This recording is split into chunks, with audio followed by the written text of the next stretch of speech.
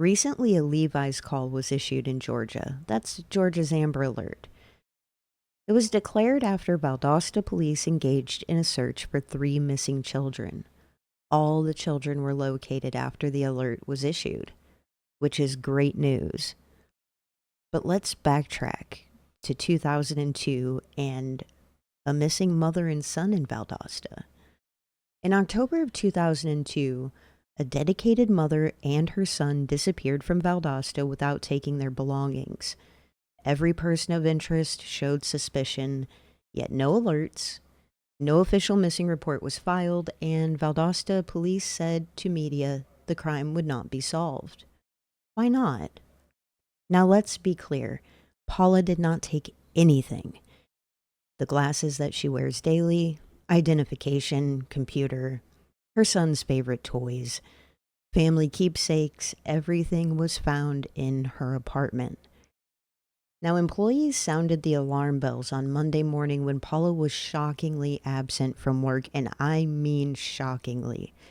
Friends, family, employees, all people involved would corroborate that her absence was concerning and sobering. Not a soul, unrelated to her disappearance, claimed otherwise. Paula owned a computer, a vehicle, cell phone, had a life that would be easy to retrace her steps. The family was never told by police that Paula was scared and reaching out for help the weekend that she disappeared. The Gone Girl narrative is the only possibility that was communicated. Why? Just a week before Paula would be moving out of state and closer to family, she and her son vanished. The Valdosta Police Department has retained many employees that were there in 2002. When we have reported tips on other missing persons cases in Valdosta, the tips are welcomed, calmly. When we call about the Wades, you can hear the panic in their voice. Why? Police spoke with media multiple times over the almost 22 years that they have been missing. Each statement is inconsistent with the last, yet no new information has ever been collected by the police department. Wonder why that is. Last interaction that I had with the police department about their case resulted in me learning that the lead investigator was wholly unaware of the details of Paul and Brandon's disappearance. Or was he?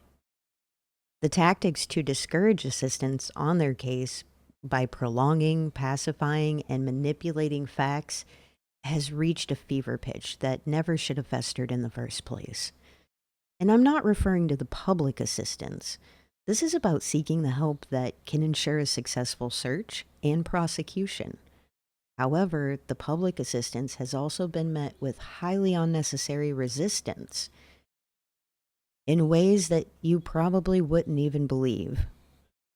According to Valdosta Police, there's no new information for Paula and Brandon, yet we have personally tipped them off to a very disturbing fact.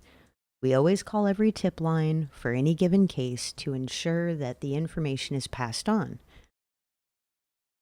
This would mean that 3 departments failed to share this info with the Valdosta Police Department, not including their own dispatch. It's highly unlikely. Is this all the information that I've gathered about why this might be happening? No, it's not.